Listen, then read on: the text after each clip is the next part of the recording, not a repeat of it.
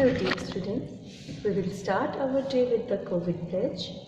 I, Neena Verma, commit to be vigilant and bear in mind at all times the risk to myself and my colleagues from COVID-19. I promise to take all necessary precautions that prevent the spread of this deadly virus.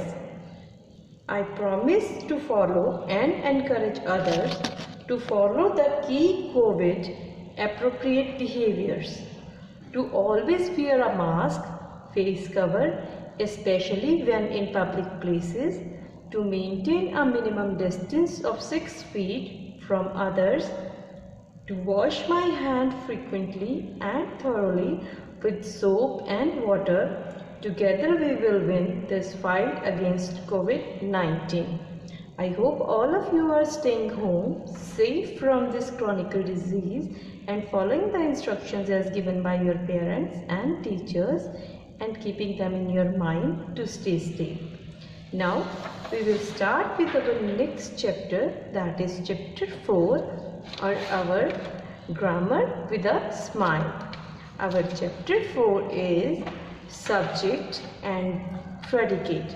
Now all sentences are made up of two parts, subject and predicate. यानी कि हर एक जो sentence है उसके दो parts होते हैं, one is subject and other one is predicate.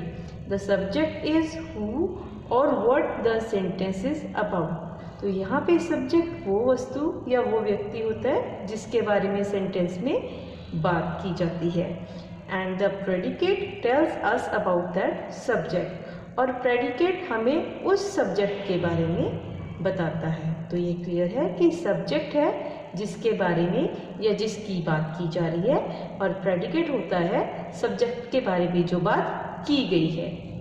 Now we have example. The subject usually comes from verb. For example, Ravi plays football. तो यहाँ पे हमारा सब्जेक्ट है रवि एंड प्रेडिकेट क्या बन जाएगा हमारा, प्लेज फुटबॉल. रवि फुटबॉल खेलता है. Now next one is Maya lives in Mumbai. Over here our subject is Maya and lives in Mumbai is our predicate. Now, however, the placement of subject and predicate in a sentence may vary depending upon the kind of substance. तो किसी भी sentence में subject और predicate को कहाँ लगाना है, it depends upon the type of sentence. यानी कि वो सेंटेंस कैसा है, इंटेरोगेटिव है, डिक्लेरेटिव है, इम्पेरेटिव है, राइट, जो हमने पहले किए थे. Now first we will start with interrogative sentences. In interrogative sentences, the subject comes after the verb. Interrogative sentences में subject जो है verb के बाद आता है. ठीक है, जैसे कि where is James. तो यहाँ पे James हमारा subject है, right? पर ये किसके बाद आया है, where is. Where is the predicate, right? Is the verb. ये पूछ रहे कि James कहाँ है. What are you doing?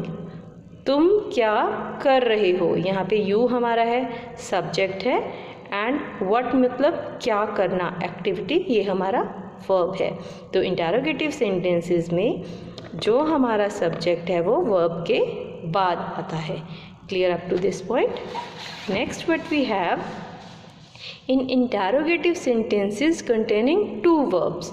वहाँ पे हमारे पास सिर्फ एक वर्ब था, बट कई इंटेरोगेटिव सेंटेंसेस में टू वर्ब्स होते हैं. Then what we do, the subjects come between the two verbs. जहाँ पे हमें इंटेरोगेटिव में दो वर्ब्स दिए जाते हैं, उसमें हमारा जो वर्ब है वो सब्जेक्ट दोनों वर्ब्स के बीच में आता है. जैसे व्हाट आर यू डूइंग. तो over here what and doing both are verbs, और हमारा सब्जेक्ट है you. So it is coming between what and doing. Next is have you seen my notebook. Over here our subject is you and have and notebook are our other verbs. Seen and have are our verbs. Would you like to have some coffee? Over here would and like both are verbs and you is our subject, so it is coming between these two. So in interrogative, if we have one verb, the subject comes after the verb, but if we have two verbs, the subject comes between those two verbs. Now next is to find out the subject, rewrite the question as a statement. जैसे कि अगर हमें question में find out करना हो कि हमारा subject क्या है, तो उस क्वेश्चन को यानी कि इंटरोगेटिव सेंटेंस को हम स्टेटमेंट फॉर्म में लिखते हैं. जैसे this is this your pen. So यहाँ पे जो हमारा इज़ है वर्ब है वो पहले लग गया, that is why it becomes interrogative sentence. क्या ये तुम्हारी पेंसिल है? अगर हम इसको रीराइट करें, ठीक है, as a statement, so it will be this is your pencil. So यहाँ पे दिस हमारा क्या बन गया? Subject. Next is did you watch the match? Sign of interrogation. So over here when we do it in the statement form, it will become you watch the match. So over here you is our subject. Imperative sentences. In imperative sentences subject is implied. जैसे कि example में यहाँ पे हमें subject clearly denote नहीं किया जाता, we have to put it on over there by ourselves, like it is saying please pass the salt. ठीक है, तो यहाँ पे किसी का नेम नहीं ले रहे, किसी के बारे में नहीं बता रहे कि ये किसको कहा जा रहा है या क्यों कहा जा रहा है, तो we put you over here by ourself. You pass the salt. तुम नमक को मुझे या मेरी तरफ पास कर दो. Next is put the flowers in the वास.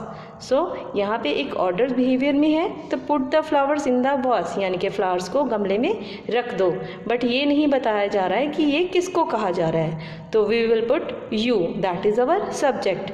You put the flowers in the vase, कि तुम फ्लावर्स को वास में डाल दो. Next is exclamatory sentences. So exclamatory sentences सभी को पता है कि एंड होता है साइन ऑफ एक्सक्लामेशन के साथ. तो एक्सक्लामेटरी सेंटेंसेस की डिस्क्रिप्शन क्या होगी? In exclamatory sentences the subjects come before the verb. Exclamatory sentences में जो हमारा सब्जेक्ट है वो वर्ब से पहले आता है. इंटरोगेटिव में हमारा सब्जेक्ट आता था वर्ब के बाद, ठीक है, बट एक्सक्लामेटरी सेंटेंसेस में जो हमारा सब्जेक्ट आता है वो वर्ब से पहले आता है. जैसे what a beautiful picture it is, sign of exclamation. यहाँ पे इज़ हमारा वर्ब है and it is the subject, तो ये वर्ब से पहले आया. Next how amazing these children are, sign of exclamation. तो ओवर हेयर आर हमारा वर्ब है एंड दीज चिल्ड्रन सब्जेक्ट है जो कि वर्ब से पहले आ गया. नेक्स्ट कुछ सेंटेंसेस जैसे देयर, हेयर, इज सेंटेंसेस. तो इन सेंटेंसेस में क्या होता है बेटा? In sentences which begin with here और there the subject comes after the verb. जिन सेंटेंसेस की शुरुआत देयर या हेयर से होती है उन सेंटेंसेस में जो हमारा सब्जेक्ट है वो वर्ब के बाद आता है हमेशा. There are many trees in the garden. ठीक है, आर यहाँ पे हमारा वर्ब है एंड ट्रीज जो हमारा सब्जेक्ट है that comes after the verb. Here is the lost book. Over here is our verb and the lost book is our subject, so it comes after the verb. That's all for today. Thank you.